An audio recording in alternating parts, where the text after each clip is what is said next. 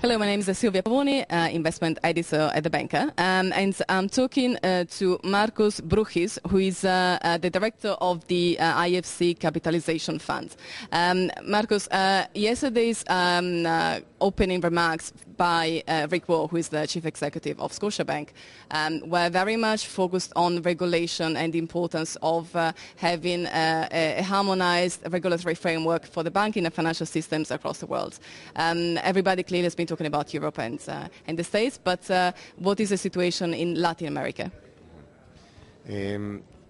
As you know, capital has been one of the stalwarts that has helped quite a bit the Latin American banks to withstand this crisis in a very good standing compared to Europe. But I would say that what we will see in terms of regulation is that banks will be required to increase their capital adequacy ratio somewhere between 25 and 50% within the next 24 months, because that is going to prepare the banks for future growth and it's going to defend them against future crises. Do you expect some countries to be more strict than others? And what are, in your views, the countries that ought to be more strict? This is a difficult question, and I wouldn't want to point any country in particular. This is always very delicate.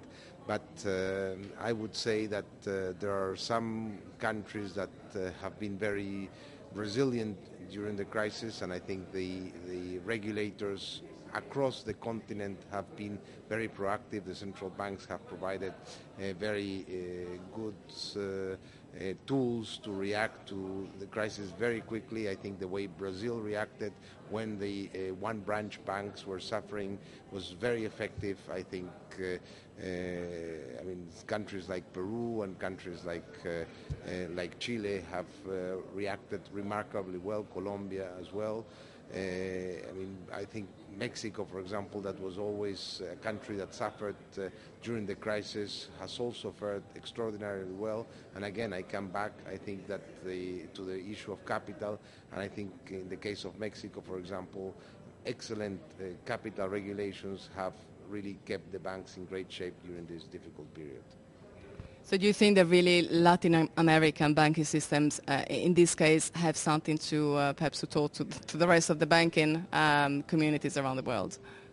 Yes, I think that Latin America was one of the first continents to be part of a global crisis. I would say probably 3 out of the 5 latest global crises started in Latin America, from the 80s, the tequila crisis, and some of the other crises, the Argentina crisis. I think a lot of the lessons were learned, and I think that what you saw this time is that Latin America has really stepped up, and it's in much better shape than it's ever been in terms of banking and regulation. Thank you very much for your comments. Okay.